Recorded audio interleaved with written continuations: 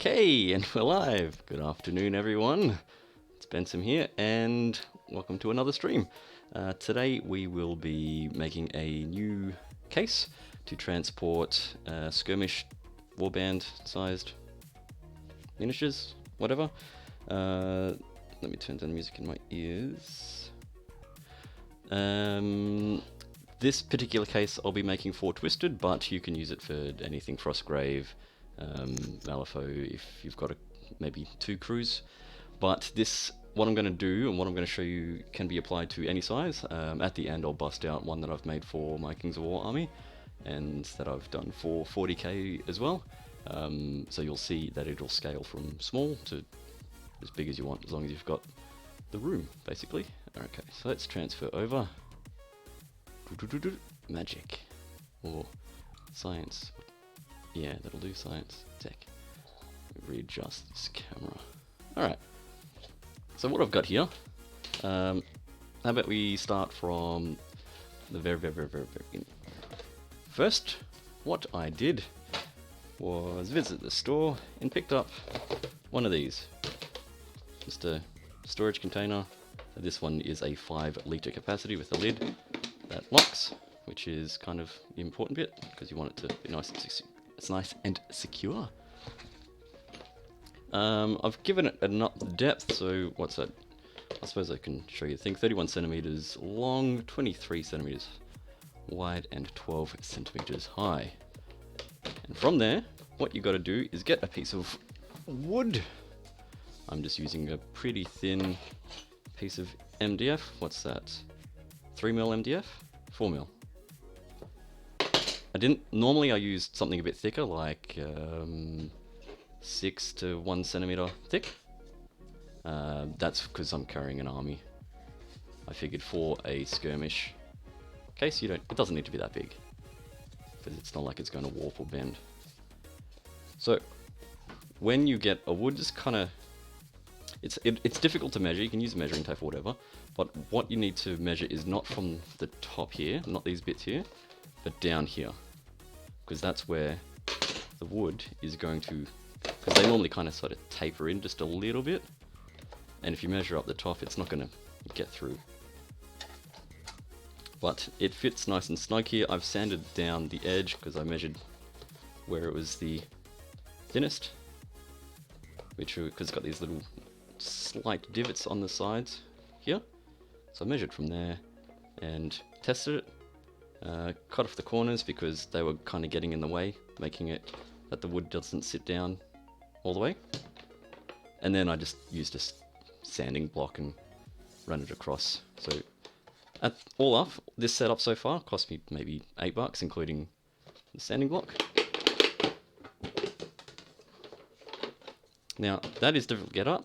That's why we're going to put some handles onto it to make it easier to lift. And you can also use it to carry around as like a tournament tray. So once it's in and it's nice and snug, it doesn't fall out, you need to get a couple of things. Some adhesive rubber magnetic sheet, magnetic rubber sheet. It's called a few different things, but basically it's a flexible, wibbly-wobbly bit of magnet. I prefer no less than 0.9mm thick. So 1 is what this one is. Yeah, I don't know if it's going to be able to focus. I'll have to manually focus if you need, but it's 1mm. Anything thinner, it doesn't really give a very good... Well, I don't feel confident in the board holding the miniatures if it's not very thick. The thicker it is, usually the stronger the pull. I've just popped me board and traced around it. If you use a Sharpie or a felt tip pen, it's easy to come off on this particular backing, this shiny backing. So you either score it with a knife or just use like a mechanical pencil, something nice and sharp. It's got a bit of a point to it. Okay. And the next thing that you need, the one other thing, are some handles. I went down to the hardware store, Bunnings is ours, and picked up a couple of handles for doors or drawers. And I had to prepare just before the stream. I thought I didn't go live at the correct time, because they come like this, the screws. They're huge. They don't go that far. These don't go all the way in. It goes to about there. So you have to get a hefty pair of pliers, hefty, unless you're just super muscly, and then kind of cut it. So what I do to measure is I basically just hold it in there like that, get my board, and just see how much does the screw protrude. Give it a ½ centimeter or whatever for these particular handles, and then snip. Let me get that out of the way. So that's all the prep work. So far I've done maybe 20 minutes of work. So that's the cutting and the...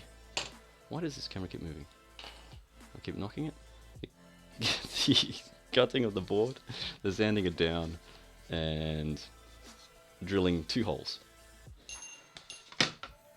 How do you drill the holes? Where do they go? I'll show you. Just measure the distance. So in this case, it's 7.5 centimeters, 75 mil, however you want to do it. And then you just kind of measure on your board and just mark 7.5 distance and just try and make it as even as you can on either side. You don't want your handles coming up here or down there or too wonky.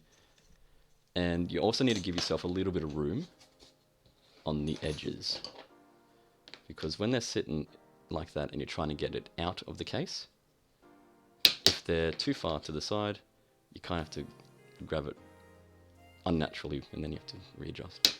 So if you give yourself a bit of space, just so you can get your hands in to pull them out. It's not a deep case, so you don't have to measure your fist and then put them right there.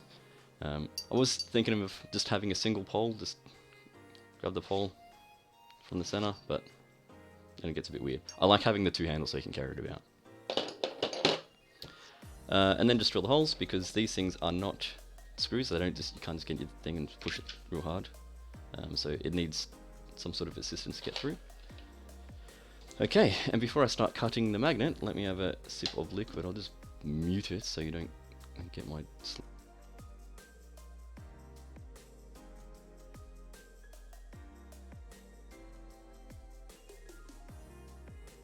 Thank you. Gotta stay hydrated. Okay, so let's get into the real bits of making the case. Like I said, I've already drawn around it, so I'm just going to go ahead and snippity-doo-dah one of the corners. Now, here it's better to be slightly too big than slightly too small, because once we've stuck it onto the board, it makes it very easy just to trim and fit it to size. Now, because it is a mil thick, it does take, unless you're super powerful, a few goes to get it in there, get the knife all the way through without you ruining it, without me ruining it. And I'm not putting the board down and cutting around the board, because I find I often cut into the wood, and that's not what we want. That's not what I want. So I'm just going to use my metal ruler. Use a plastic one. Prefer to get plastic shavings from the ruler.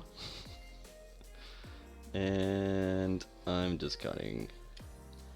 Now that didn't go all the way through, as you can see. No mark. And that's shiny. So I'm just going to do that a couple of times. Not applying a whole heap of pressure. Because I've already made that one mark, it should be easy for the blade to follow it. So it's simple stuff, but a lot of people don't think to do it. Think, no, it's too hard, it's too much effort. It really isn't. I'm fairly lazy, and if I can do it, anyone can. And it's quite cheap, so this is a very economical way of creating a case and tournament tray for any miniature game. Unless you're playing like Apocalypse 40k, then I can't help you there.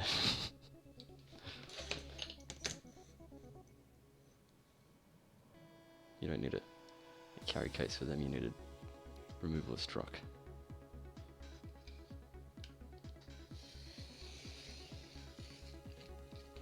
And then once we've made this thing, I'll apply some magnets to some miniatures, and we can give it a test. Like I said, I've wanted to magnetize my twisted figures because they're all in a fairly bodgy, like a tackle box type thing with some foam in it. Because they're some of my nicest figures that I've painted, I don't want them to be laying down and rubbing on foam, because no matter how good your undercoat or how many coats of varnish, it will eventually erode and chip your lovely work. Okay, apply a bit more pressure on this corner because it didn't go all the way through there.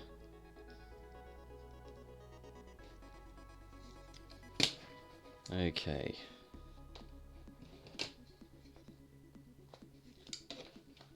Alrighty. Looking good. Just one little bit here.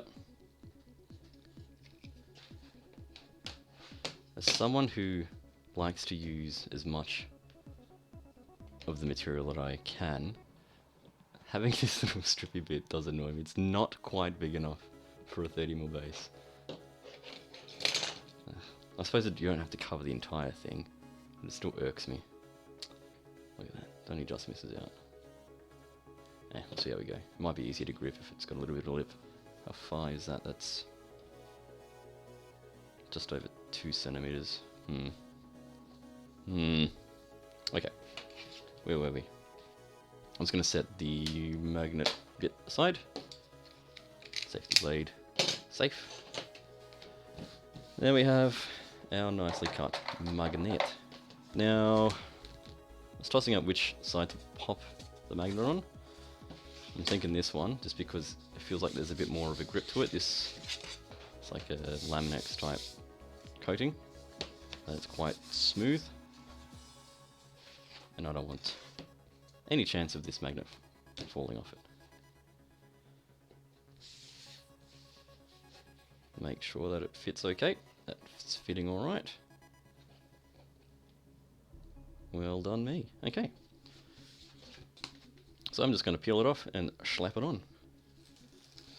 I'm not putting the handles on yet, because otherwise I would have to cut around the handle. And that will be an exercise in tedium. Alright, this is a very sticky thing, so you kind of have to not do what I did. You have to be more careful with lining it up. Okay. Because if you don't line it up, then it'll be all off and skewy. Apologies for my silence. Is this right? No.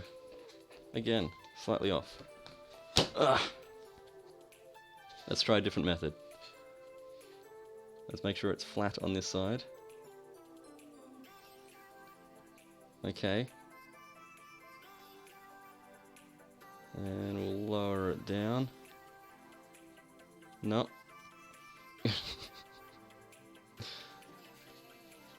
Try up just a smidge.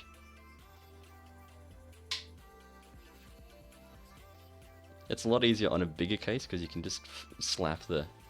You don't even have to cut the magnet. You just slap it on. Because the case is usually bigger than A4, which is the size of the magnet sheets that I get. And you can get magnet sheets from anywhere. In Australia you can go Fast Mag or Magnets Online or something like that. Or you just go to eBay. If you're paying more than $3 per A4 sheet of 1mm thick magnet, you're paying too much. So I think I got 10 sheets for 25 or something like that. Okay, that's not too bad. It's not perfectly flush, but that doesn't matter because you're not going to have miniatures on the case that far off because it won't fit. And I don't even think I need a trim. I'll just show you how it's done anyway. So flipping it over, I'm basically just running the blade across the board, and anything that goes over is going to get cut. So nice and smooth there.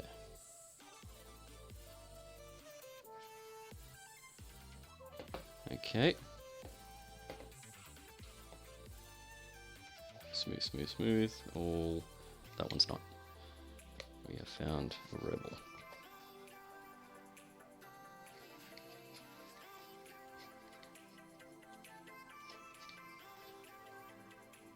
There wasn't much over, which is why the blade's coming off.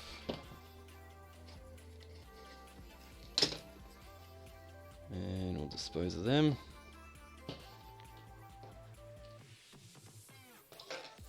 Safety blade, safe. Okay, feeling good, feeling good. Alright, that's half the work done. Next, we need to make some holes in the magnet. So like I said, I've already made some holes before. So I'm just going to take my drill. So this is like a pin vise. It just uses thicker drill bits. Build bits? No. So it shouldn't take much effort to go through it all.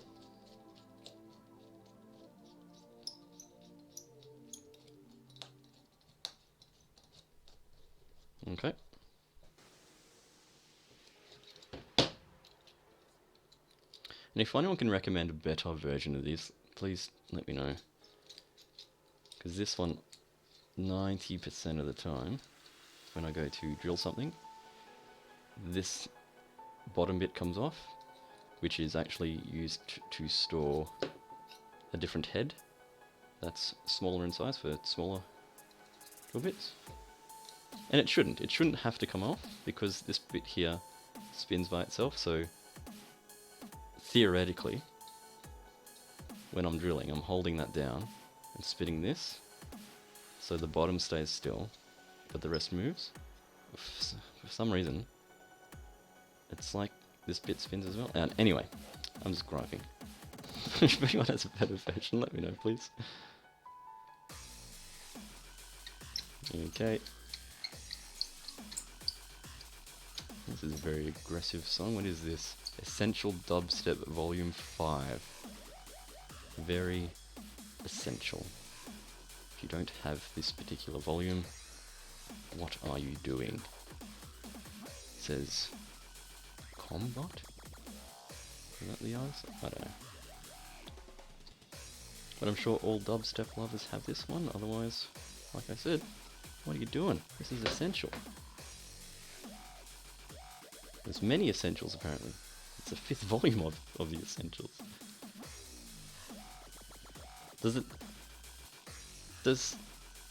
With music, if you have collections which are essential, does that invalidate the previous volumes?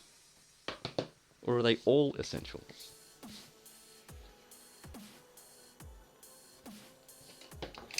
Because then how many essential things, like the more essential things you have, it sort of dumbs down how important it is, doesn't it? If everyone's special, no one is.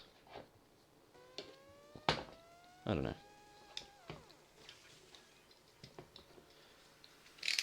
Okay.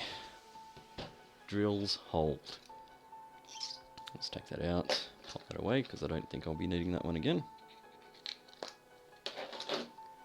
And next we will need the screws that have been chopped and the handles. So this just takes a bit of finagling. What I'm going to do is pop the screw into one of the holes. This is going to be off camera for Oh, maybe I'll just sidle it like this. Onto where the hole is, and with a bit of pressure and some dexterity, I'm going to try and screw this in. It'd be nice if these things had like proper sharp, tapered, pointy bits at the end. Because even when you chop it, like before you chop the things, they're not pointed, they're just flat nubs. Man, this is not essential at all. I'm skipping that song. Go away.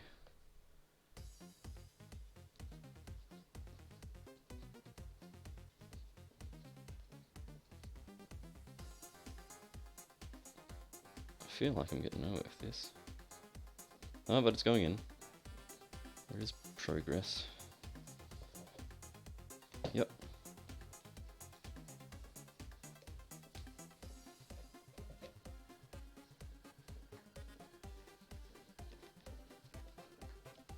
So pop this in nice and tight.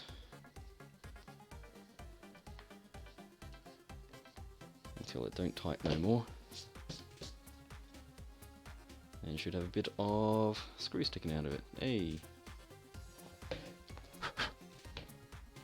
And from here, instead of putting it on there and then screwing through, I always put one down first, because then you can get the handle going like that. And tighten it up. So now I'm just going to hope that my measuring was correct, and that the holes are the right space, because otherwise I'm going to have to drill some more. But just having a look, I might have screwed it up.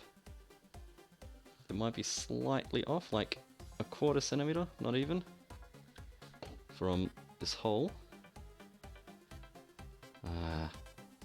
We might be just off. That's a bummer. Mistakes happen. Happy accidents, as some people have coined. Not coined.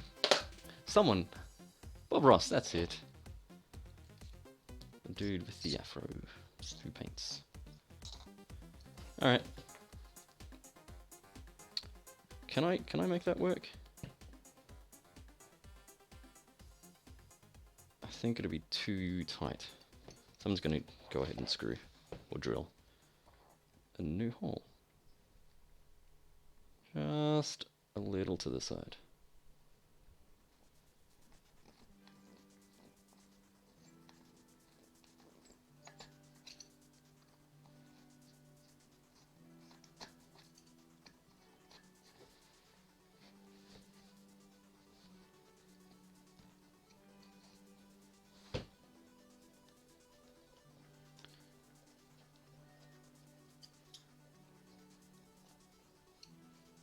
Okay. Is that much? Well, it's a little wider. It's getting there, we're almost there. I'm just basically spinning the drill and pressing down, so it's more carving the half, or the side that I need it closer. Because this isn't a power drill, it's going to keep falling off if I try to drill like a half step. I don't know. In my mind, the English is working.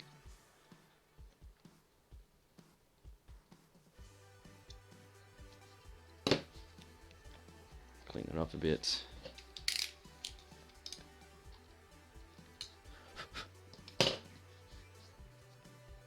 See how we go. Yeah, it's a bit better. See if this takes. Screwdriver, screws.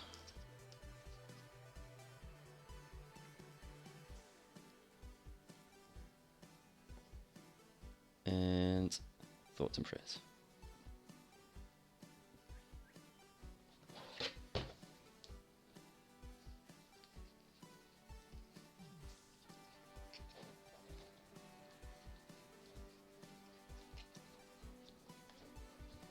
Uh-oh. Uh-oh.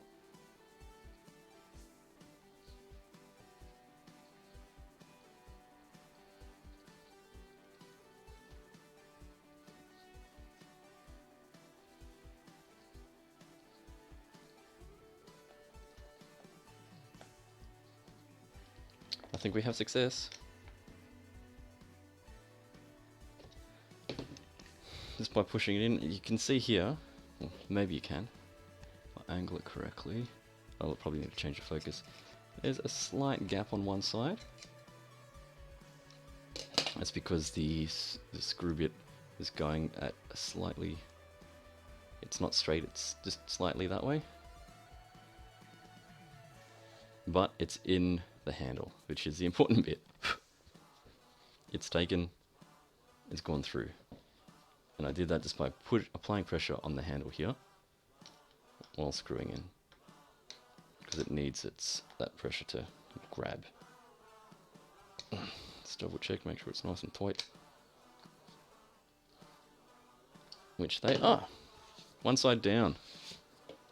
Let's see if the other side is any better.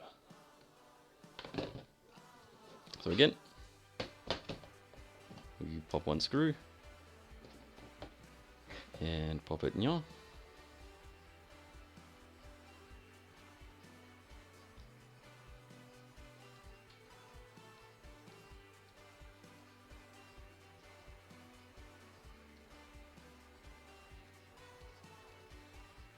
And twisties.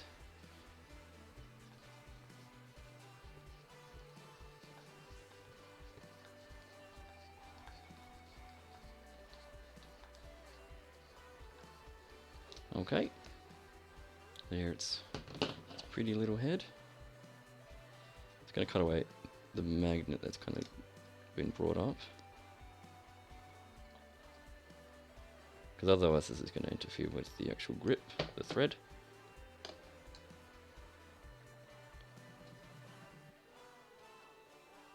And we need it to grip. Otherwise, what's the point of a handle? I'm just pushing down and moving it across.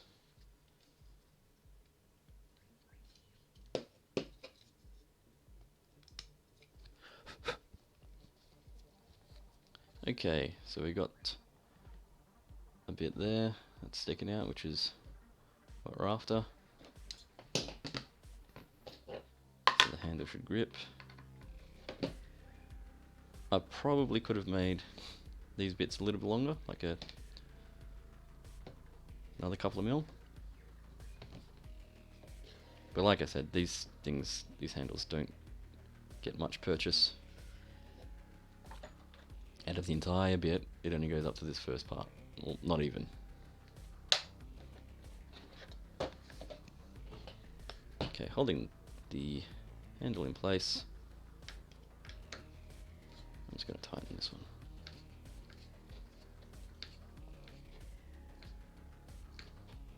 Okay. Now how do I go with the hole? I think the hole was much better positioned on this side, so we shouldn't have any issues getting this one in. Not like the other side.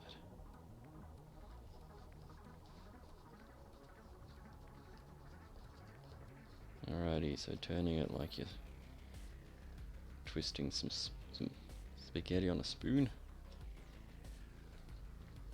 I don't know where that analogy came from. Straight from the top of my dome.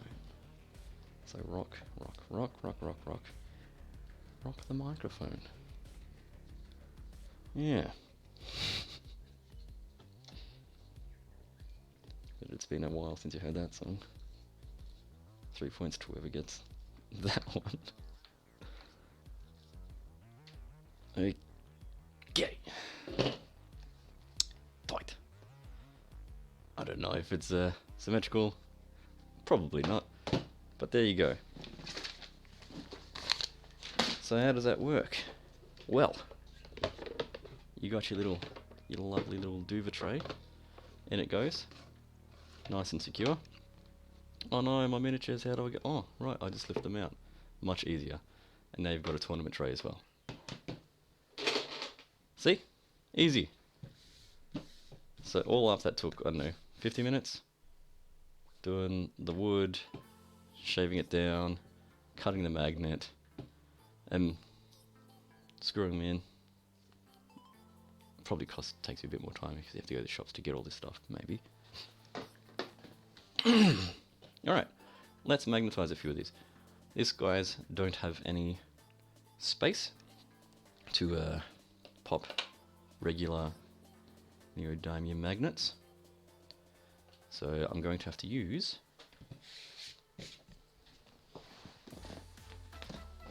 this stuff, our offcuts. How do we do that? Well, I shall show you. I'm not going to use this miniature, I'm going to use a base. That's the same size as the other one. It's exactly the same process essentially. We're just going to take our mechanical pencil, draw around it,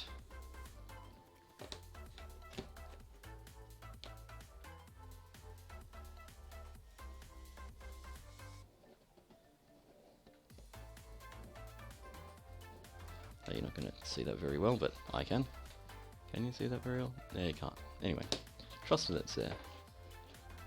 And you've got to be very careful with this. Use a thimble if you need. And just gently cut the base around. That's a good way of doing this without killing myself. Or taking another bit of finger off. Let's see if we can getting rid of this. That's one thing. Getting rid of this dangly bit. It's not helping anyone. Okay. Let's try score it. Just slightly so I get the shape correct. It's following the drawing that or the tracing that I made.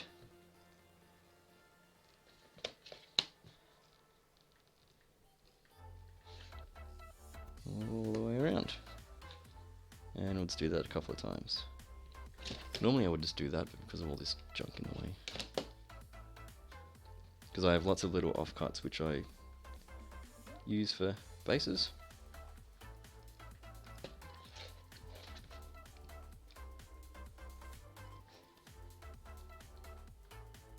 What I could do also is draw a series of these circles and then kind of cut it out in chunks. And then I can do my usual method of cutting these things.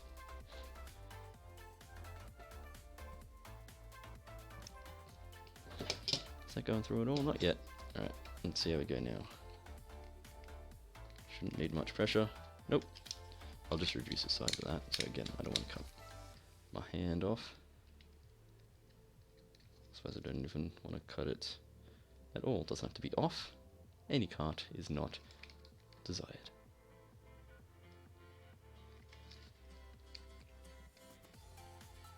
So once I do this one, I'll try the method which I just mentioned by drawing a series of circles and then sectioning them off so I can get a better grip and angle for the way that I'm cutting at the moment.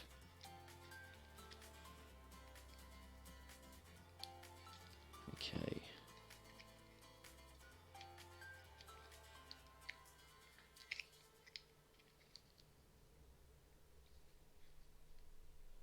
How does... Oh look, looks like a circle. Hey. Does it go on? It does. Hey. So I'm going to stick it on this flower seller now. Let's make sure there's no other paper residue. No, okay.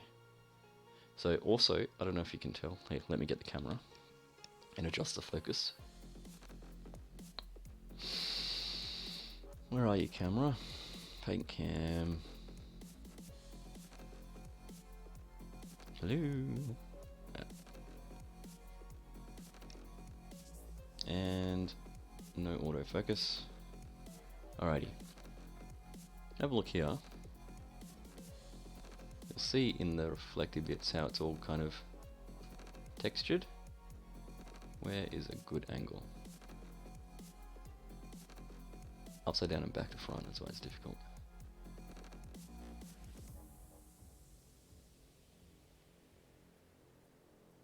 See how it's all marked? So because I score it with a knife many times. Yeah. And that creates a texture and grip. So when you're applying glue or basing materials or a magnet, it gives it something to stick onto. Now you can put super glue on, I don't think it's necessary. It's not like they're holding up a car or anything. It's just a miniature. Okay. And I've not had the magnet come off the base before. I'm just going to trim this very carefully so I don't have to repaint the edge of this base. Just to get it nice and circular. Make sure there's no jaggy bits sticking off. That will bump other miniatures if they become in base-to-base contact. Gonna get the focus on this one as well since I'm bringing it up closer to the camera so it's not super bloody.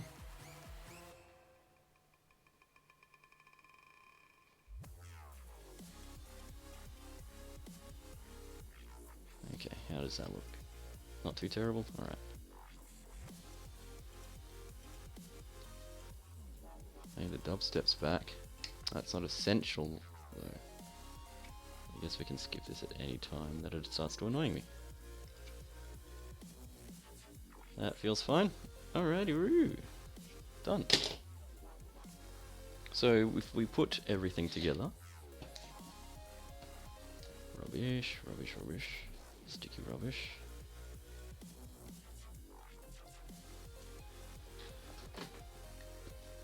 And we have our... And we'll need to change the zoom again. Okay. It works. Shaky. Pretty good.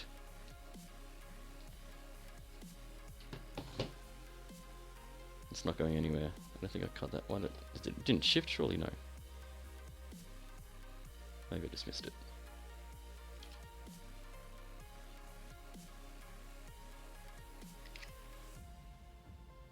Alrighty, that's better. Got one dag there. Magnetic shavy dag.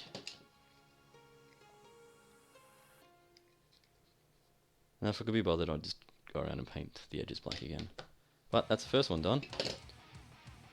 Nice and secure, and as you're moving about, you will feel the magnet kind of grip to a spot where it likes. There, it becomes quite stiff, and that's with any magnetic rubber. But that's one. I'm just going to cut a few more of these so I can apply them onto the already painted twisted crew. Using the same technique, but again, like I mentioned before, I'm going to try the crissy-crossy bit. What the hell is this? Alpha Squad? Is it really? Final Boss is what it's called. Alright, sure. How does this draw on the edge? It doesn't. Okay. Maybe I'll use this so you can, at least you can see it. And being black, if I hit the edge, it doesn't matter. Because it is already black.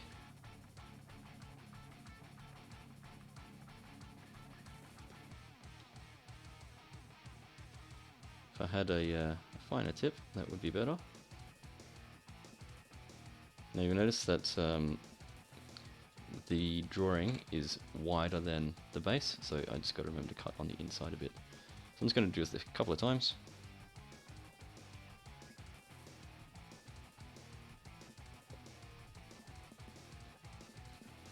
Just to get a bunch of circles.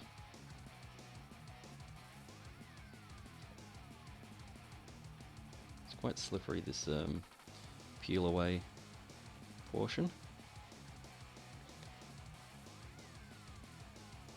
Trying to hold it in position is proving a challenge. Now I can't remember how many figures I've got that need some magnets attached.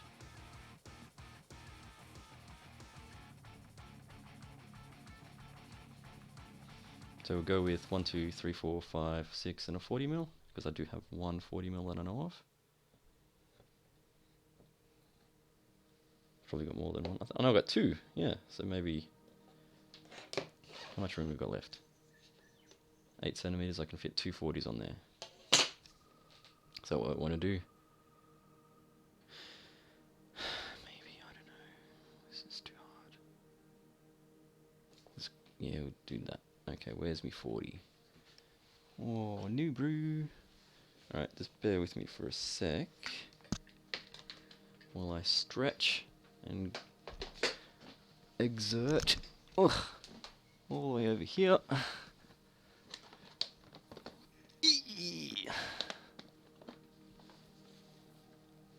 I'll just bring the entire tray over. Okay. Tray. And now I've got my mic caught in the way. This is why it's good to prepare beforehand. Okay. Bust open the tray. Take out one of these guys. 40 mil. Yep. And I might just clean it up because this one is jaggy as well. Here's a resin. And so have that resin jaggy goodness. Obviously I clean these up before I paint them.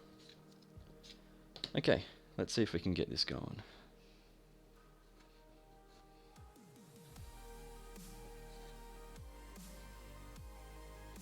So slippery. I'd have two of these. Or do I just use the one and one? How many can I get on here? So I know I have two 40 mils, but I'm not going to be painting two 40s. Yeah, let's do two of that. So I just use the 140 mil for now. And the rest will be smaller.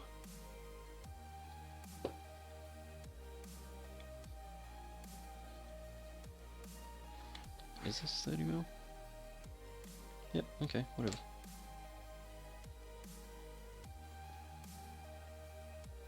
Some music playing? If it is, I can't hear it. Maybe because I knocked it. Yep. I've got a microphone or a headset that has its own little control-y thing, so you can adjust the treble bass and mute the microphone from here. But it's also got 3 volumes, like a master volume, a volume for external, like this music, and also the mic itself. So if I don't want to hear myself properly, I can mute it, or if I need to hear it, I can increase it. But I must have knocked the musicy one. Hence the confusion. Okay, so I'm just going to go ahead and cut these sections straight down the middle in between them. Going to be lots of scraps. What's that? It's okay. Because they're too small for anything anyway.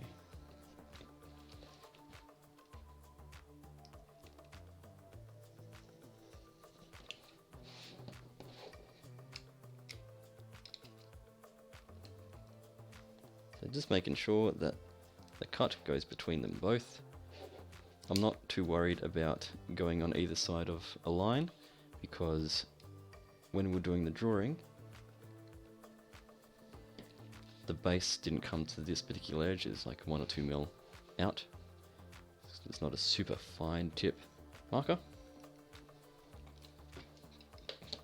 Alright, now I'll probably have to go through all that again because it's not cutting all the way through. It's close, but not quite.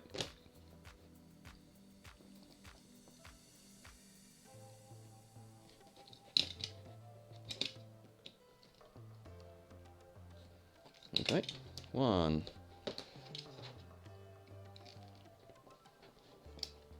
Someone played the old Mega Drive game Green Dog. It's a surfer guy who has to kind of find the waves because the wind's gone or something and he can't surf. Why did I bring it up? The music. Look at the music stuck in my head recently. Wasn't a fantastic game, but catchy tune. I know my younger brother loved that game. It was okay. Sorry, Daniel. The truth hurts. That said, I wouldn't mind playing it again. I don't recall ever finishing it. Maybe once, I don't know. Don't remember the ending. I should go back and do it. Okay, we have all these chunky bits. Let's just start carving these. Now it's a lot easier to do it this way. It's going to go on the inside of the line that we drew. And why I say it's easy, because you don't need to do 2 or 3 passes with the knife.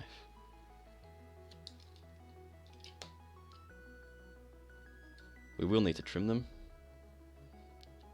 which means I will have to end up repainting the edges of the figures, but it's just black, who cares? Take 2 minutes.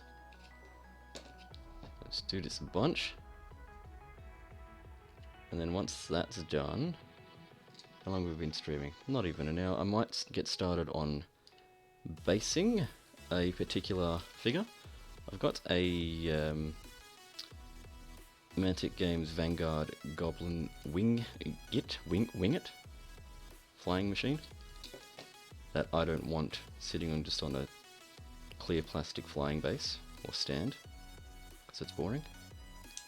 So I'm going to try jazz up a base and make it look pretty. Give it some dynamism. Hate that word. A bit of movement.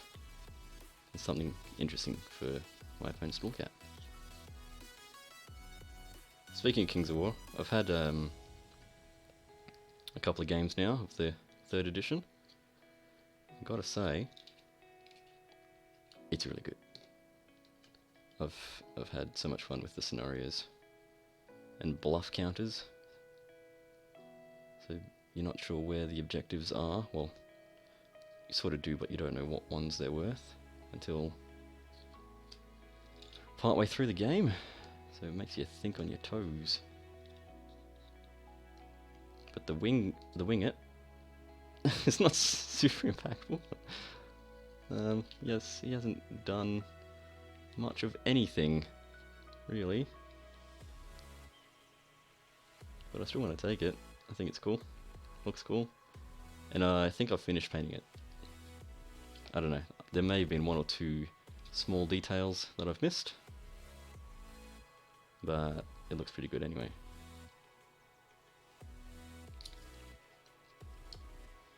Okay. Let's see here.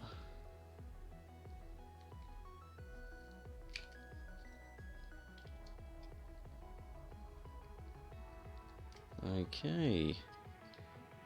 If anyone is understands Twitch, could you let me know if there is a way to see viewers that have come in?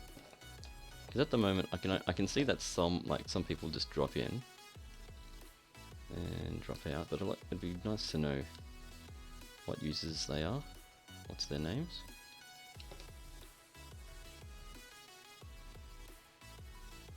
But I'm still fairly new to the game. The streaming thing.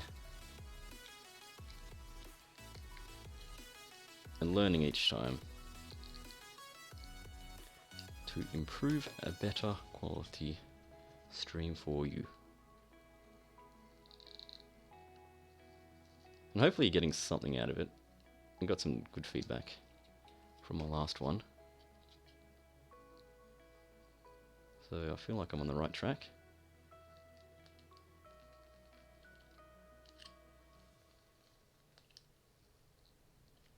Alright, we're just about done here. Last one.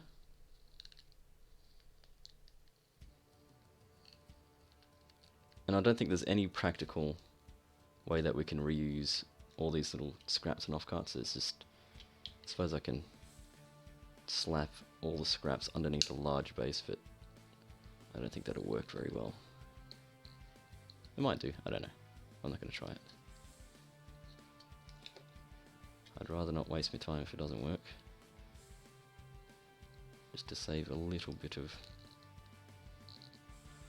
mining. I suppose it might be slightly better for the environment.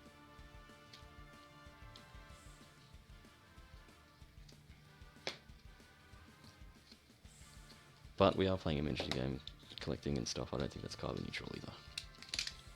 That said, we shouldn't just ignore it. I don't know, it's a slippery slope. I understand any concerns you have, and if you are troubled by my actions and words regarding this, I apologize. Send me a message and we can have a chat about it. Okay, excuse me as I scrunch over here. Oi! And excuse me once more while I mute the camera so I can slurp some liquid.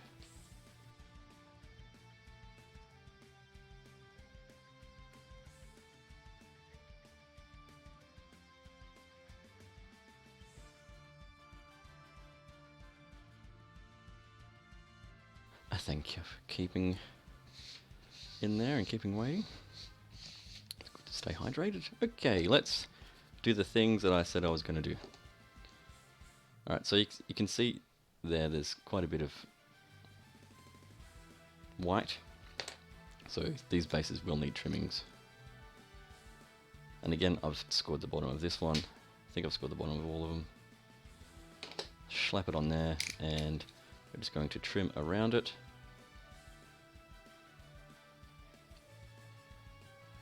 I can see I've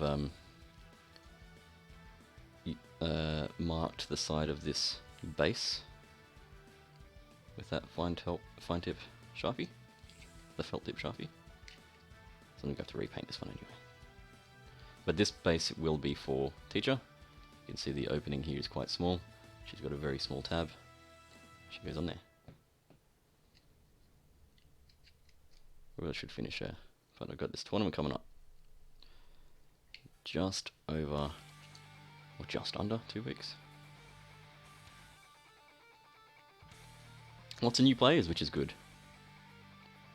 3rd edition Kings of War. And speaking of Kings of War, I was playing Malifaux last night with old mate Andrew. Euripides versus Lucius. I thought I was down and out for the count, but brought it back to a very minor win. Euripides' ice markers are insane. Well, they look good anyway. Okay, so I'm just busting out a bunch of miniatures that I know I'm going to be basing. I don't know if I've got enough, I didn't count for all of them. And there is one that has, excuse me, a divot in the base as opposed to just the flat one. They're all scored. This one could be a bit more grippy, but anyway, he's not. Let's do him now. So just getting my blade and marking it, using a bit of pressure and care, and scratching the bejeebus out of it.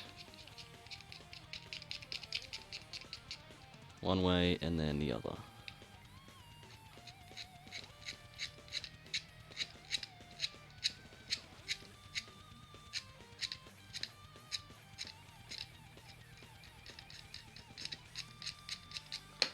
I also finished the Lord of the Rings audiobooks recently, because I've tried many times to actually physically read the book, and every time I've had to stop because it's very hard going. It's like an encyclopedia at times. The audiobook has made that a lot easier, because I think the narrator places emphasis on the things that need emphasizing, and you kind of forget all the rubbish names and places that are unimportant or don't come back in the story, which is good, because I remember trying to retain all the info about all the characters that are mentioned in places and times, and it was, yeah, it's too much. Not well written. And one case where I think the movies are better than the books. It's more concise, as long as they are more to the point. It edits them, it cleans them up, gets rid of sections that just have no need.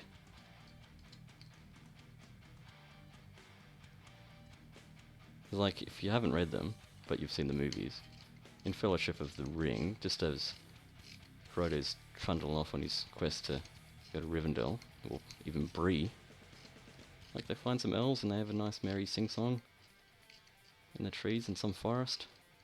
Like, why? What's the point? What was that about?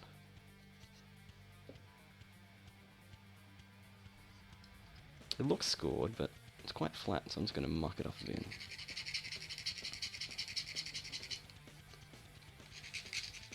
Give it some depth, make it emo. Okay. And you'll see on this one, it doesn't. So instead of placing one of these coins on there, I'm going to use a rare earth magnet on top of that one, or underneath that one, instead. So when buying rare earth magnets, I would recommend a pull strength of no less than N40. So if you go on eBay and you go buy a rare earth magnet, you'll often come across the cheaper ones that have N30, N35. I think it goes up to 50, 55. Don't want it too strong, because otherwise your figure will come off the base. But N40, N45 is good, and for a miniature that size, a magnet that is half a centimeter should be fine. Around that size anyway. Should be plenty. Anything smaller, it might be a bit too small. It's not gonna... It'll grip to the magnet, but it won't have the strength to keep a metal figure in place after some jostling. Because the case will get jostled as you're transporting it about. Now you can use toolboxes and stuff. I find they are not as good in terms of the magnet grip. And you drop the case and poof, all the figures go everywhere. Okay, let's get some things on things. I'm just going to be super careful with placement and cleaning up of the base, because these ones are nicely painted and I don't want to scuff the figure accidentally or on purpose.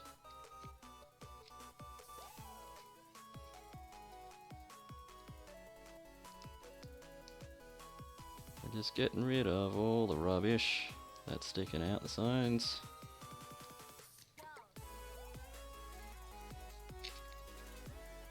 As you can see, it's quite a bit coming off relative to the actual base.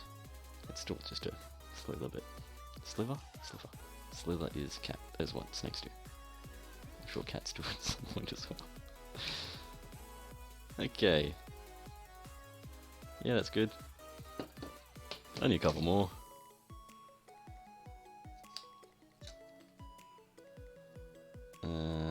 This is an oblong shaped one. Don't know what I was thinking there, but it'll work.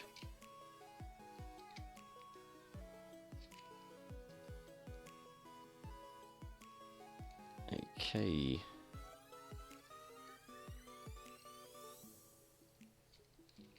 Yeah, that was a pretty raw effort, that one. Drawing that one and cutting that one out.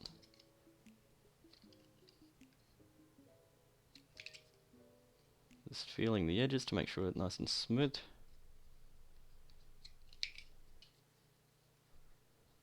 Yeah, it's pretty good.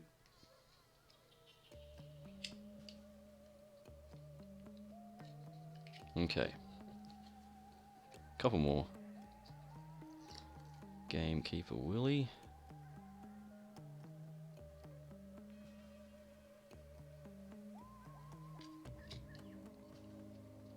Now I'm not trying to center the magnet discs onto the base.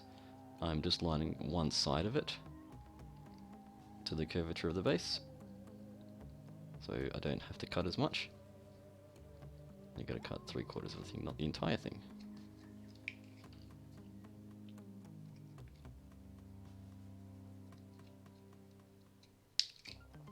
Yeah, I'll need to repaint that one, but that's okay.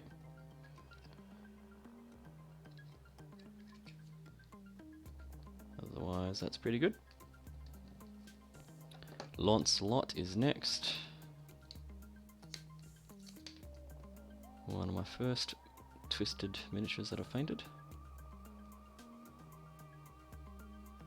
I think he's just a cool character.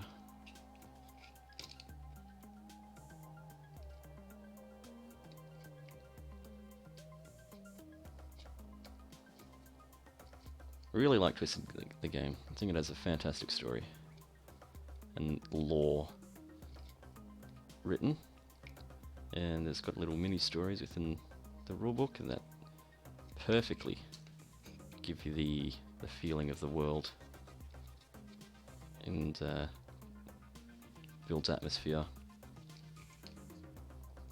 Very well written.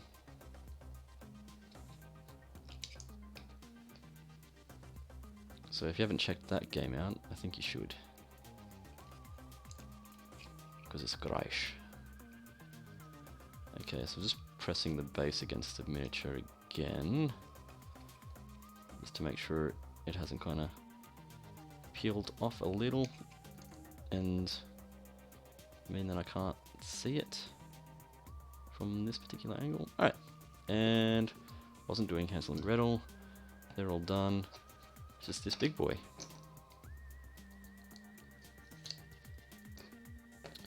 Actually, I'll put that back because I think I am going to have to pin the miniature that is designed for this one. Or maybe I've already done it. I've already got 2 holes there. Yeah, bugger it. Let's stick it on there. Because if the magnet's on there, it will make it harder to affix the figure to the base.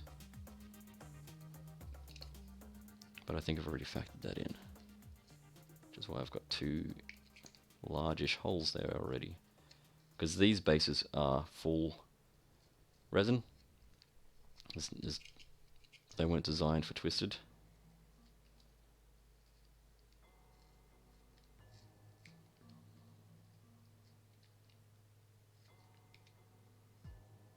And wouldn't have those holes that you can see naturally in the base. So I created them, so I must have already factored that in. That's my deduction. I don't know if that's deduction, it's not adduction. Does that feel good? That feels fine. Now that I notice, I can see on this particular base, one side is thinner than the other. This side that I'm grabbing is quite thick. Huh, interesting. Which is okay because the figure that goes on this is kind of like a horse and he's rearing up on that end, so if this is back, it's kind of going to counterweight it. Not intentional, but there you go. Okay, I'll just clean up these scraps and then we'll see how those figures go on the new case. Alright, bear with me while I get that done. And how long is this? Only quarter past 1, it's not 1:15. 2:15. So that means 75-minute stream so far. We might have time for a little basing. Okay. Here's the world. It's one sweet world. There we go, he loves that spot there. You can feel it clamp. Clamp. Clamp. Clamp. Okay, and she doesn't clamp. And teacher, once she's put on her base, clamp. And big boy. Clamp. How many more miniatures have I got to put on that? So I got big boy, I've got another 40, big boy, I've got this chick, I've got that guy. There's not many. And another chick. Just to make sure there is plenty of room on this tray for the purposes that I designed it for. What are you? So you miniature? There you got the scripts. Alright, so that's all the twisted that I've got. There's a couple more, but they'll be 30mm, so I can fit quite a bit on there. And this is the smallest case that I have created. And I'll show you, like if you're not comfortable with that size, just make a bigger one. It's not that hard. You've got to measure the inside of the tray. And then get a piece of wood, and as for magnets, they're A4 sheets. So you just use a couple of sheets. But otherwise, there you have it. Nice and solid, not going anywhere. Where'd I put it? Dot, dot, dot. And it's got plenty of depth for the big boys. It comes out nice and easily because of those handles. Use it as a tray.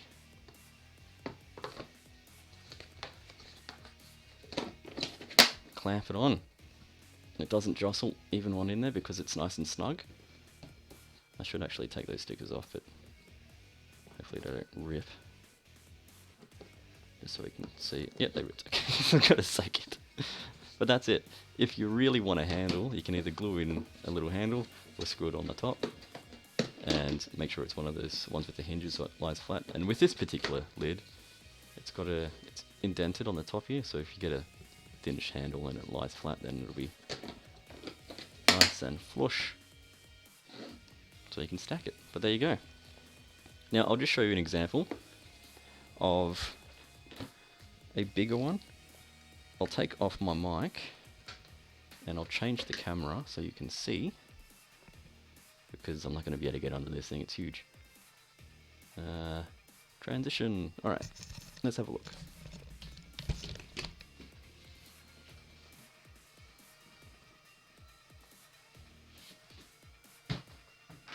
So, you'll see this thing here. This is an army box.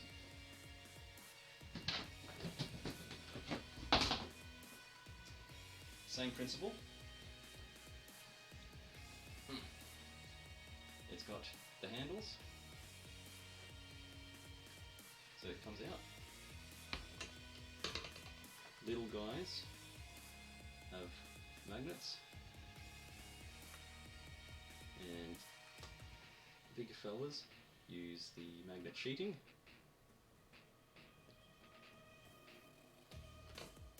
But otherwise, it can hold quite a few figures.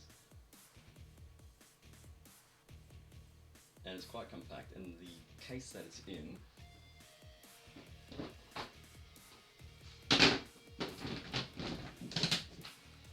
is a stackable floor, designed for the floor, like underneath your bed. But you can get it and just pop them on top of each other.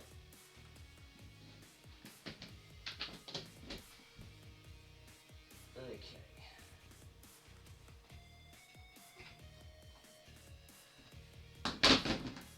Alright, now I'll just what I'll do now, you can probably still hear me, I can see the microphone going. I'll just put the Be Right Back screen so I can clean this space up and get the stuff that I need for the basing. So just bear with me and I'll be back in just a couple of minutes.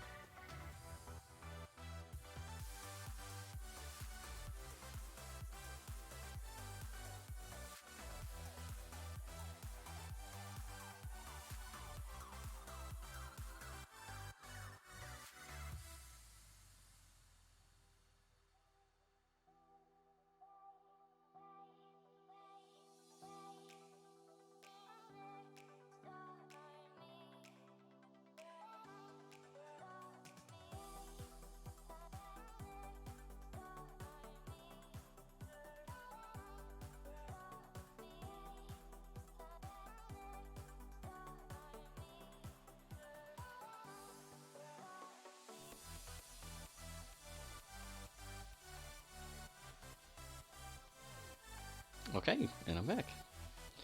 Alright, now, like I said, we'll do some basing. This guy is just about finished. I've done with most of the painting. I was thinking about maybe painting an actual wood a colour. I think it might be too much, I don't know. Just because every other one of these I see looks very similar, just apart from the canvas being a different colour, really. So I'm trying to differentiate, but I can't be bothered. So that's where that one's at. I think it looks pretty good. And also, just an update, this guy, the Morph launcher. Let's see if I can zoom in. Oh, go away. Sometimes these songs, they just drive me a little batty. Okay, let's get this focused down so you can see properly. Morph Uplancher. He's not fully completed. You'll see that he's still blue tack to a base. This is not the base that he'll be on. It's because, well, it looks alright, but I just don't understand why he'd be putting that thing on a rock, as precarious as that is. Little guys, but he's pretty much done. He's got to do some more detailing on the actual mortar and dumb down the shine on it. Same with the winglet, it's just slightly a bit too satin. Yeah, but otherwise, there you go. But we're not talking about that, we're talking about this guy. This is how they come. On a clear stand. That's quite boring. And also, if things try to attack it, if it's got any sort of height, it's going to get in the way. So if we can raise this guy a little, probably give it a bit more of a more dynamic pose and just straight.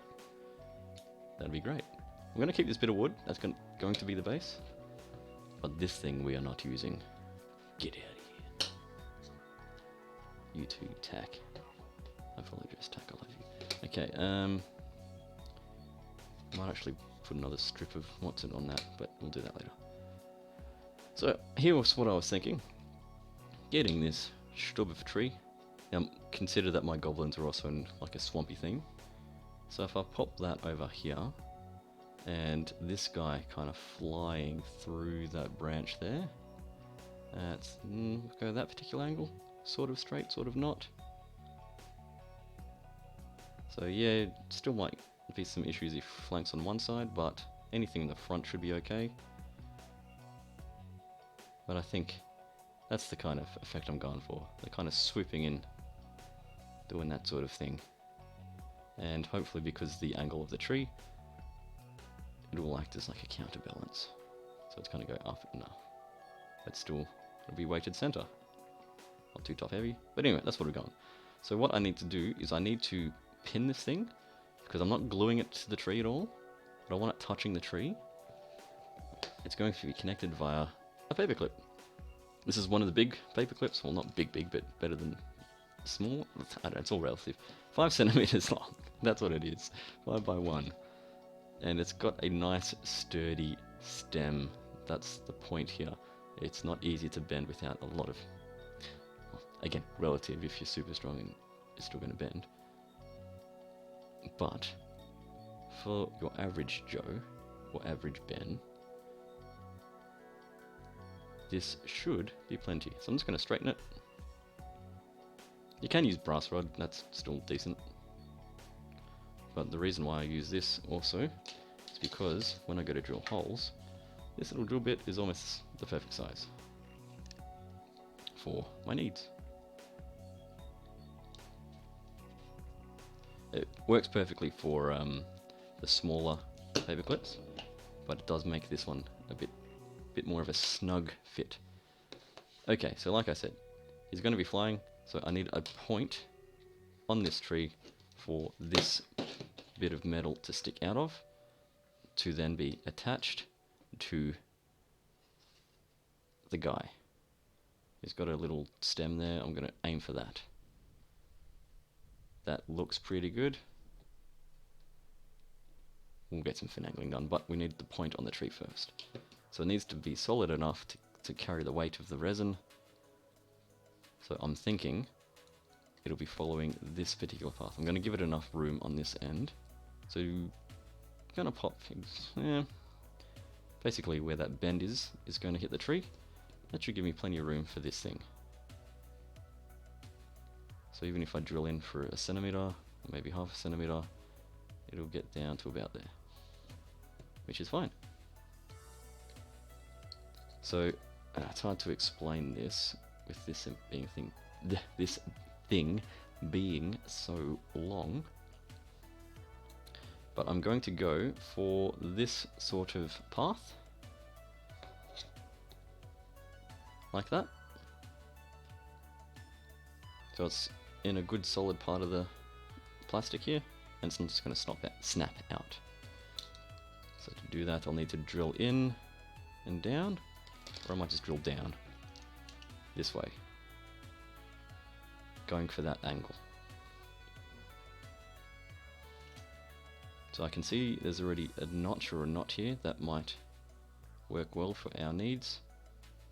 So I'm going to drill across, like I said in my previous stream, across to get a bit of a nub, get a bit of grip, and then I'm going to start angling the way that I need it to angle.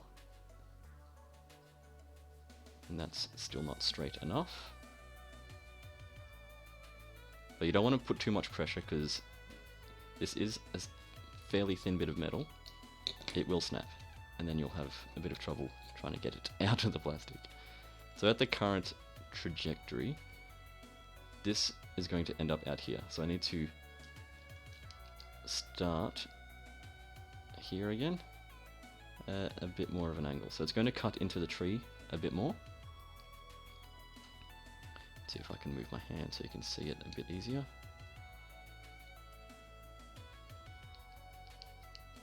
You might be able to see the drill bit starting to flex a little already. Let's clean it out.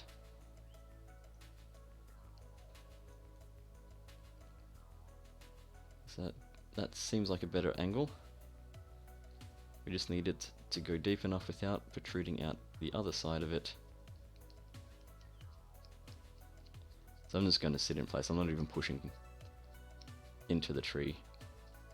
I'm just letting the drill bits kind of score the edge, as you'll see here. It's making a groove here along the side there, because it needs to come in like that, not like that. So that's not going to give us much to work with. So if we can get there, and if need be, we can just fix it up with some putty or green stuff. It's a dead tree, it'll be easy to hide. So it's probably going to take another minute or so of just me twisting my finger and thumb into a circle and making sure that drill's going to work on that side there as the grooves cut into it.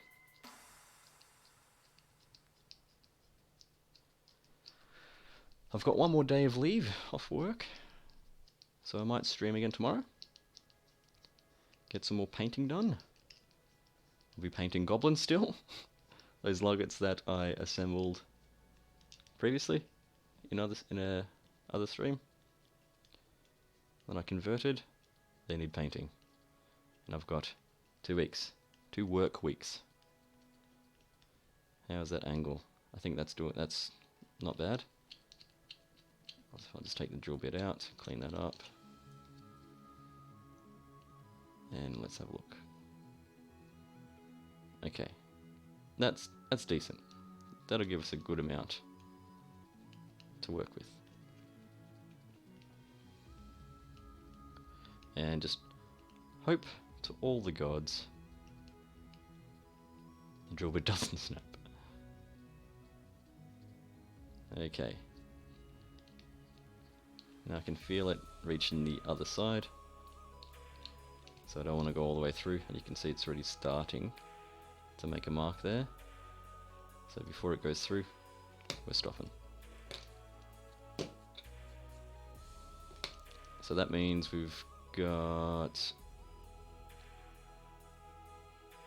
that much, which I think should be plenty to hold that thing, because it's a fairly thick bit of wire or clip.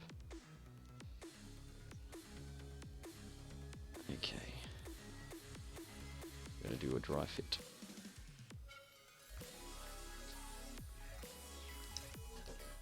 Very snug. It's going to bend if I keep doing it on that way.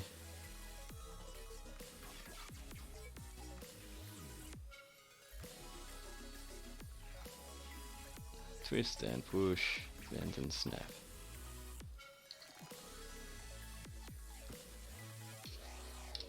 Might actually be too snug. I wonder if it's because it's been clipped.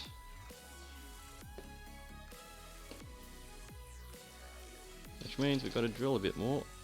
We're not going to push further in. Just going to put my hand on where that, or that, my finger is to where that is so I can feel it.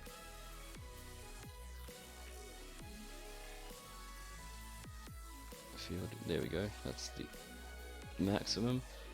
And just drilling, not going further in. I'm just going to move this about. So this is going to scrape the inside of it.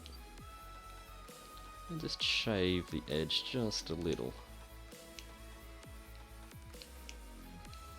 As we're working it about. And I'm just very slowly pulling the thing out. And making sure that the entire shaft that we've just drilled widens with the scratching. You can see there's not a lot coming off, that's good. We don't want a lot. We just want enough.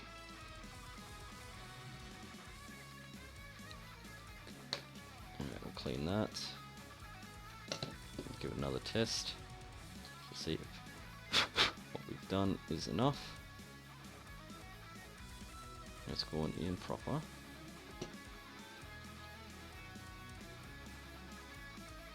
Twist, and a little bit of pressure. And I'm just waiting to feel it on the other side.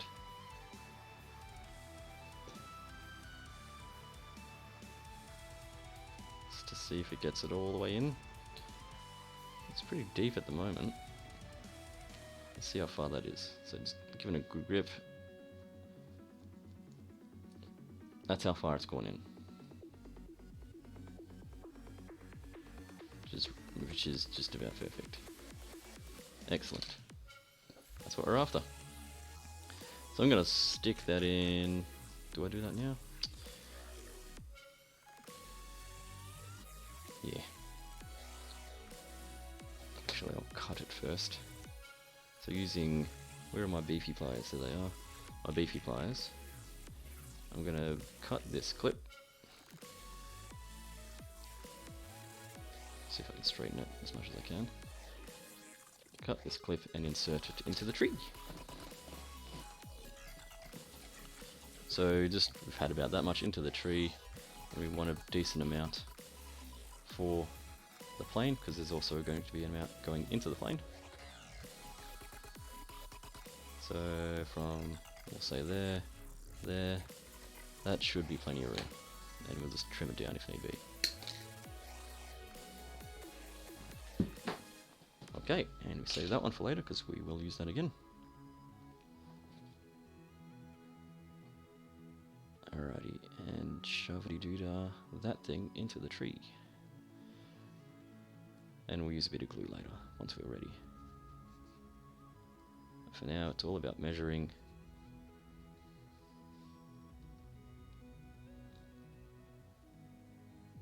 Did that even go in?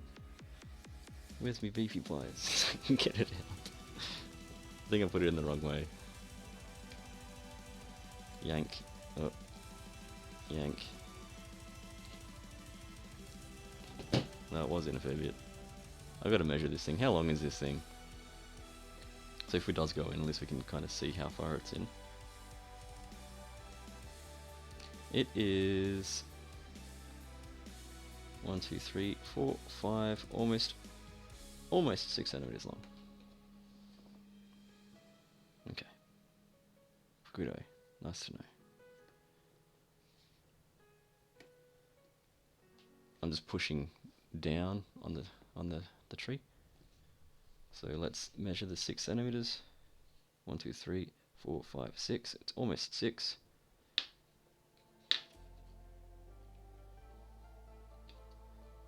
I can go a bit further in.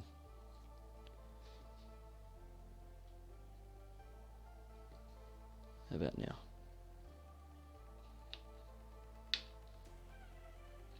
We're just about there. Excuse me. Okay.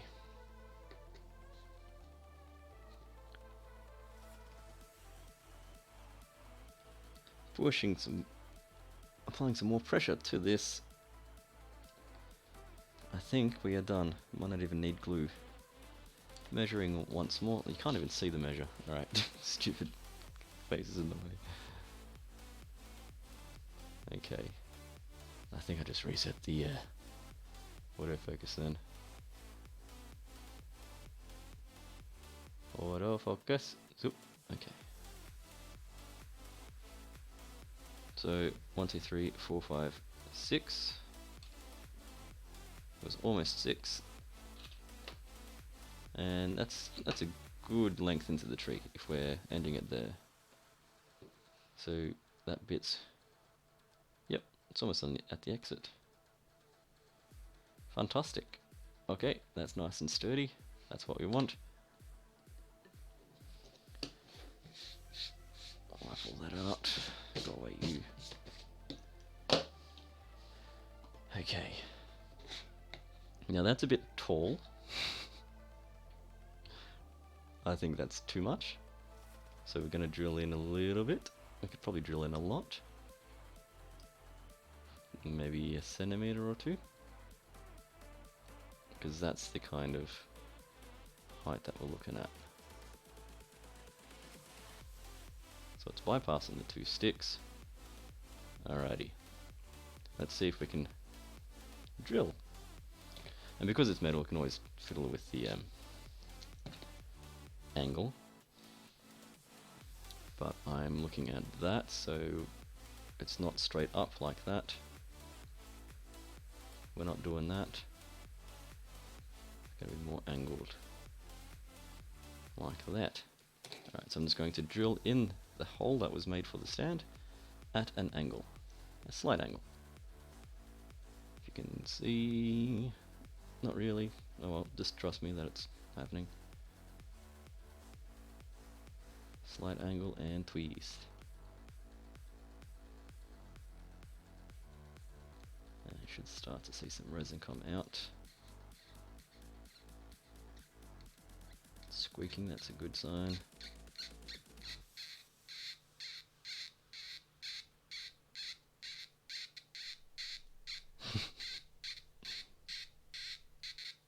Okay. Do the same thing that I did to the tree. Kind of rotate it and pull it out.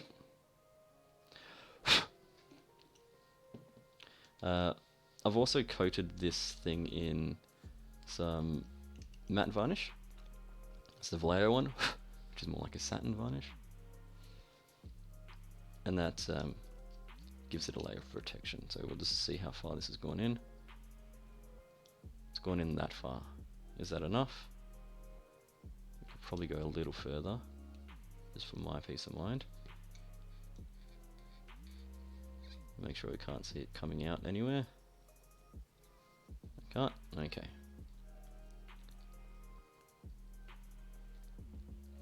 Alrighty. So that's a little further. I'm just going to leave that there, so I'm just going to drill on the spot. And again, start to do the wiggly thing to open that up a little. And at the same time, pull it out. Okay. Give it a tap with the rubber end.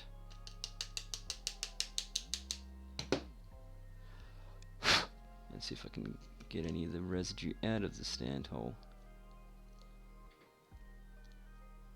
There's a little bit there.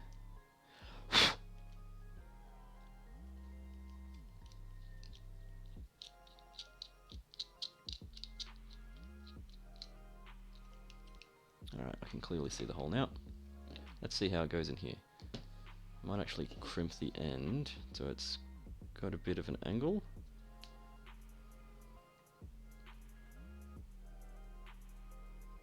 And I'm just using my pliers for that.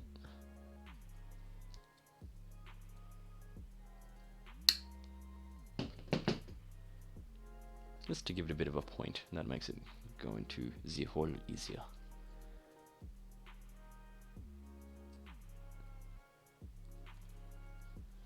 Alright. Now, got to be a bit more careful with this one.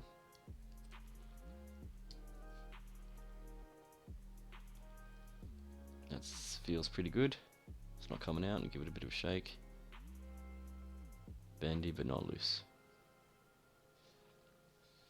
Now at the moment, he looks like he is about to fly right into the ground. That's not good. Give it a twist. That's a bit better. But let's pull this up so we get the focus okay, so you can see the whole thing. Because this is what it looks like. That's pretty much the same thing as what it was before. I'm wanting it to be more angled, like that.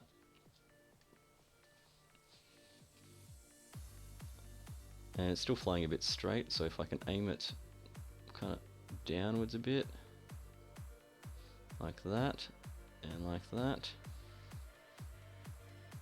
I think I'm happy with that. So that's front on. I think that's better than just straight on the side. It's got a cool little silhouette you can see underneath it as well. On the back, same. And the other side, looks like he is going to fly straight into the ground. But they are crazy goblins. I know, that's because he's actually going to. It's to be adjusted. We can actually make this pin. A bit shorter. There's a bit of room, so I might actually cut a centimeter from the end of this one. So we'll gently pull it out and cut a centimeter with my beefy pliers from the end of this one.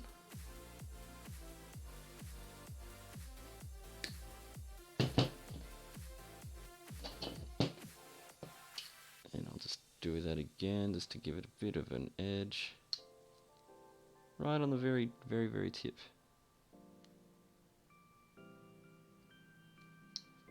Just to give it a point. Because again, that'll make it easier to put it into the hole, because it is quite snug. Alright, let's see it work.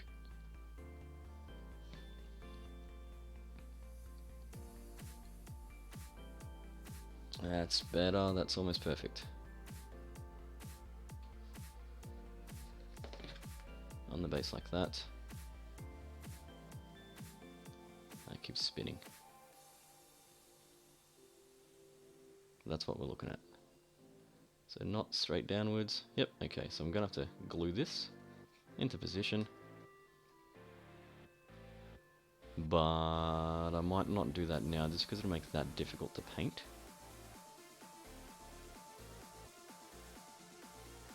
No, it won't. I'll just brush some undercoat onto it. Yeah. No, I'm gonna renege. Go back on my deal. I'm just gonna leave this by itself. Might even stick it on its plastic base again. Paint this because I know that's what we want.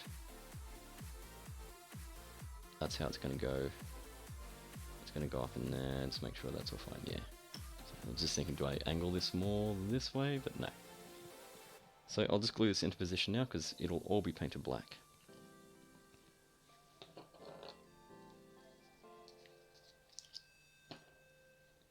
I want it painted black.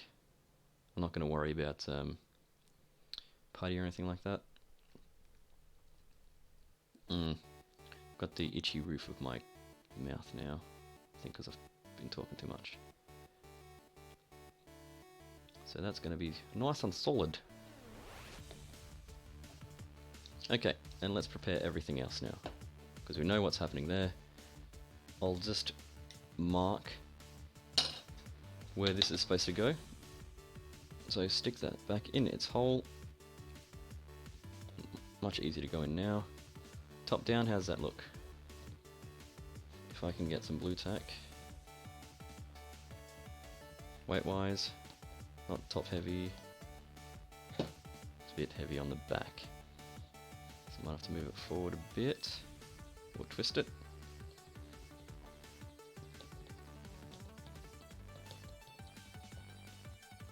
That's okay. That's actually good. That's actually a good angle. Alright, so the tree's coming out mostly there, so where's my marker? Eesh. Mechanical pencil. We'll just draw around it. It's going to be nice and rough, because it's just a rough guide. So we can take this guy off. We can take this guy off with the blue tack. That's where we know it is. And like with everything else, it's a good idea to score this stuff. 7 out of 5. There we go. Scored. Would score again. Just some cross section so it's nice and rough. Same on this side. Make sure it's nice and clean and flush. And then score. Now why do I do this? It's to give the glue something more to grip onto than two smooth surfaces. Because this is a fairly fluid glue, it should get into all those canals and take hold. But they have to be like somewhat deep. You can't just itch the sides or the bases, faces, walls, whatever. It needs to be enough for the glue to get in. If they're nice and groovy, oh, had some glue on my hand, that'll be good.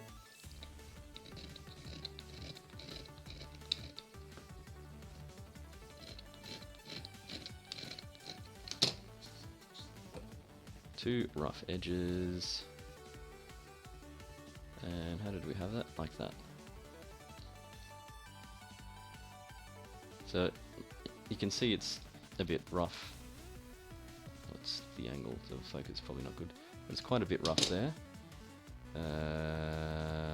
Focus, fella, focus.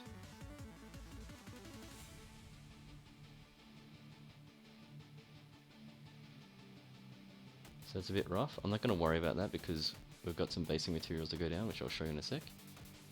I'm not going to undercoat this now because I'll undercoat the entire thing when it's ready to be undercoated. I'm just going to do one last check for mold lines. I've already removed them before. Where is the focus point on this? So there shouldn't be anything there.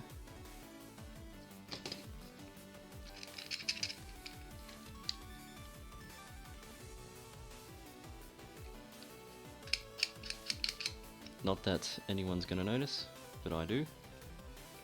And that's all that matters. I'm trying to impress myself.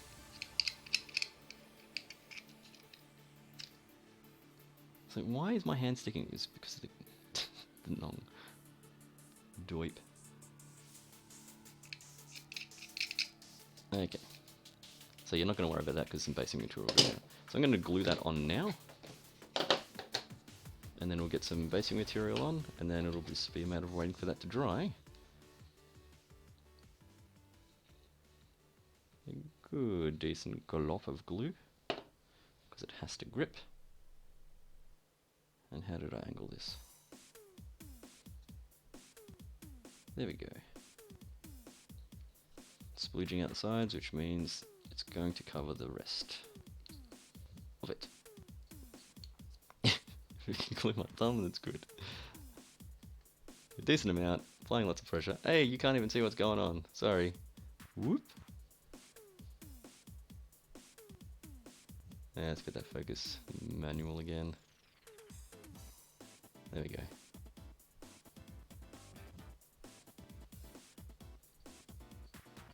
So the glue has spooged out the bottom here. You can see its coloring's slightly different. It's angled this way, which is what we want because the front is here. Okay, so that's that. What else do we do? We get our modeling tools. Just let me bring it closer towards myself, because I put it all away before.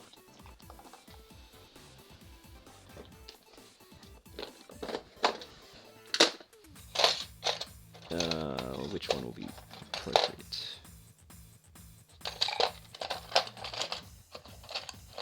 It's basically just like a spatula. A scoop. That'll do. Scoop.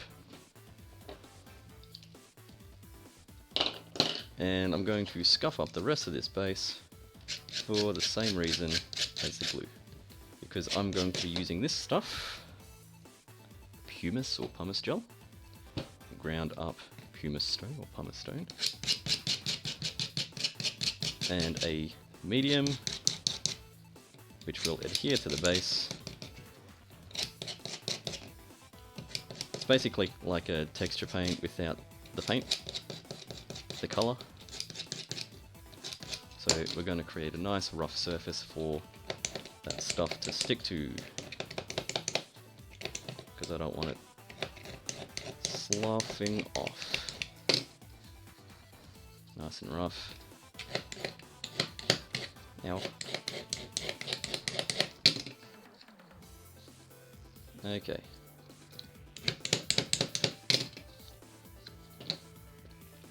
This stuff lasts ages. It's great stuff. This is a very fine, it says fine, gory, gel. I prefer a coarse, gives you a better texture, but there's nothing local.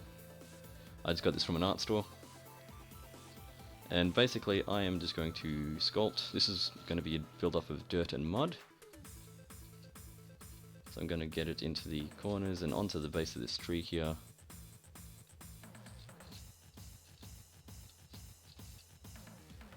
Because it's all going to make it like a seamless thing, not a piece of plastic stuck to a bit of wood.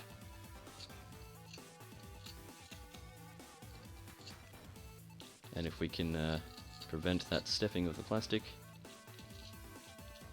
then achievement unlocked. So when this dries, it'll be very hard. It can crack off if you force it. But it kind of looks like sand at the moment. A bit more, and I'm just going to slush it all over here. Again, this is a swampy thing, so it's not going to be nice and neat. It's not a meadow field with uniform grass. It's pretty trashy.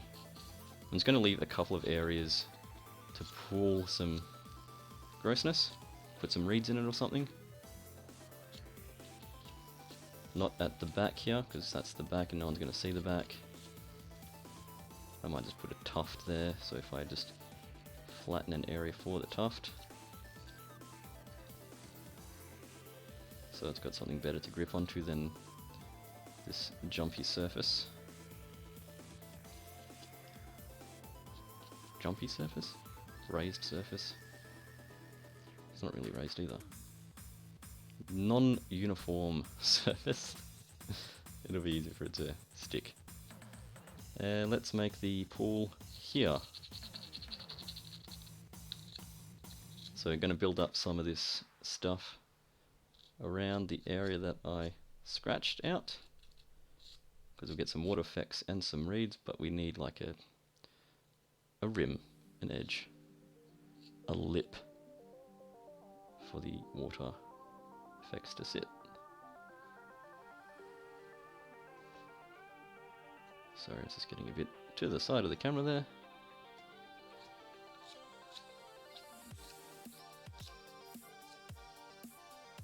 And I'm just going to smooth this out. There doesn't need to be so much material in that spot there. Make it look rubbish. There's not going to be a whole lot of grass on this. Might add just a little bit on that spot there. So anywhere it's going to be flat, I'm going to put something. So here it's going to be some grass, some patchy grass amongst the mud.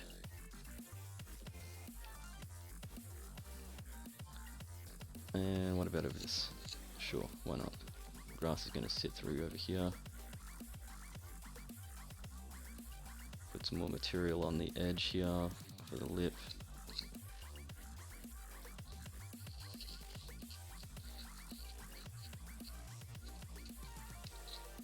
And make some areas flat for the grass.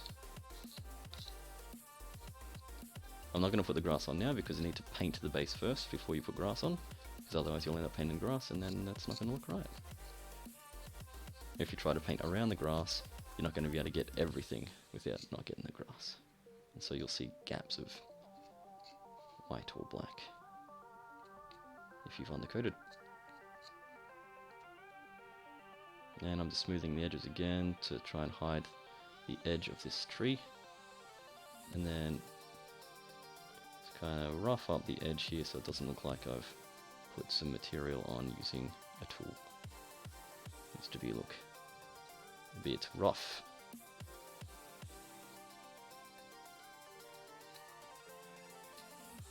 So I'm just trying to build up that edge so there's enough room for the water effects to sit in.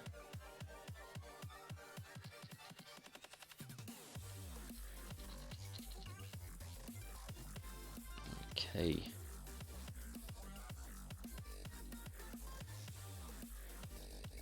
So I don't want it falling out. Now I don't use I don't have a fluid water effects. The ones that I use is sort of like a paste. So I'm not too worried about any gaps because it shouldn't fall out. Spill out, I should say.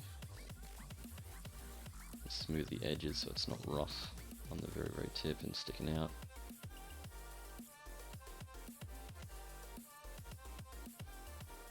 And some grass is going to go on the front there. Grass is going to go in this patchy area here. And see if I can't make this uniform in height. Okay, and roughen that up.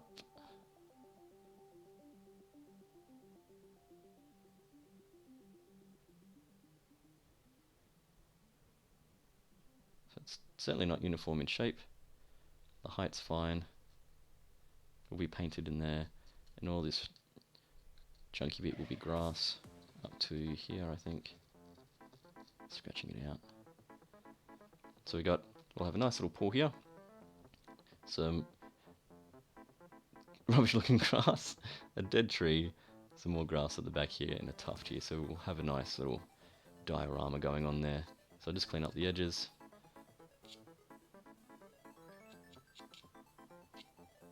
It's nice and clean. I don't want anything grabbing and falling off. And now we wait for that one. I might actually pop a stone or two by the base of the tree while this is wet. So I'll get some more pumice gel. Might stick it some here. And maybe a couple over here. So I just need a little bit of this stuff for the rock to sit in, to act as like a glue.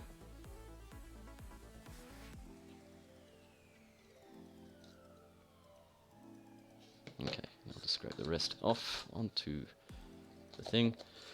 So the what I'm using is a Holcroft Professional Fine Pumice Gel, 250 mils. Made in Australia. There you go. Alrighty, and rocks. So this is a tub that my mate made and gave me years and years ago when he used to be in the hobby. It's not actual Tetley infusion tea. It is sand and rocks. I've had this for ages. It was more like just a fine grit, but I've added to it since to give it some fun. So I'm just going to take a few medium lumps and just going to push them in here.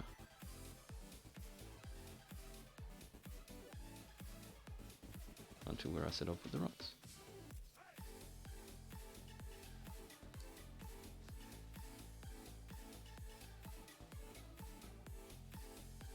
This will all be undercoated, and I'll paint these separately so they're not going to be a lovely cream color.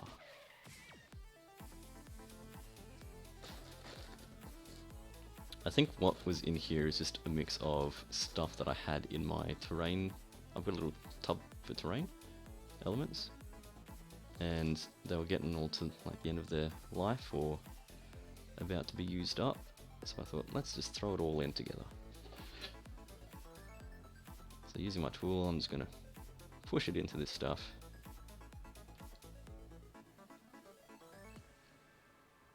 so it acts like a glue, and because it's all nice and rough, it's not going to look like glue when it dries. It should look fairly cohesive. I will hit it with some glue and water, some PVA and water, just to seal it all and make sure it doesn't fall off. But for now, just pushing it into this stuff, letting it dry should be pretty good. But I'll seal it just before I undercoat. Just that bit. Don't want to do the rest because I want that texture, I don't want it covering. And what did I say? Another couple of rocks there.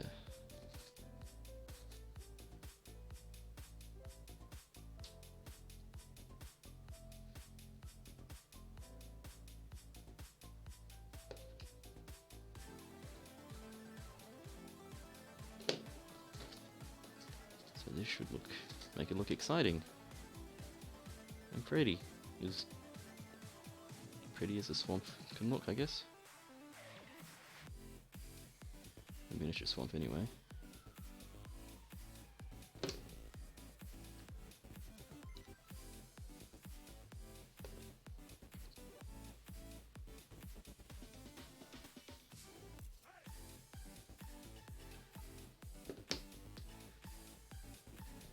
Okay. Couple more bits just to fill the gaps here.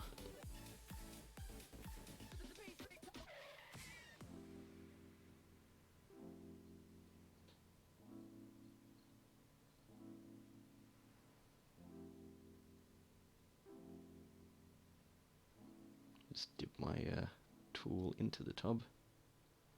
It'll pick up some grit and stuff and I can spread it around.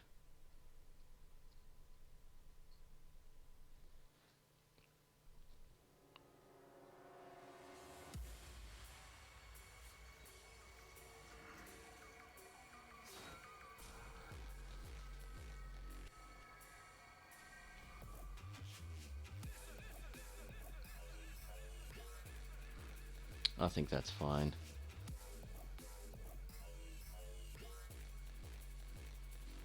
We might get another rock, stray rock or two.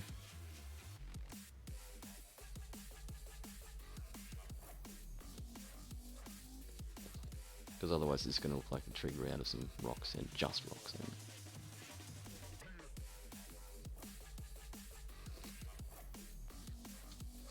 Gotta find the right size, can't be too big, too small.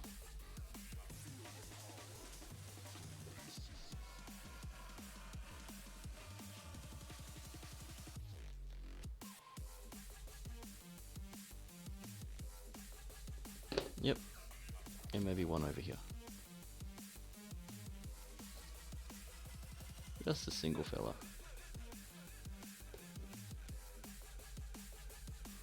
And push that gel into it, so it's got a good adhesion.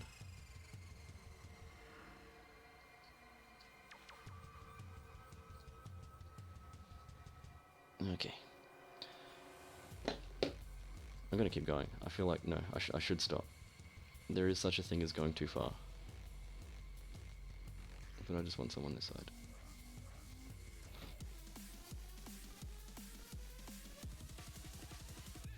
Alright, now I've got to stop. So there we go.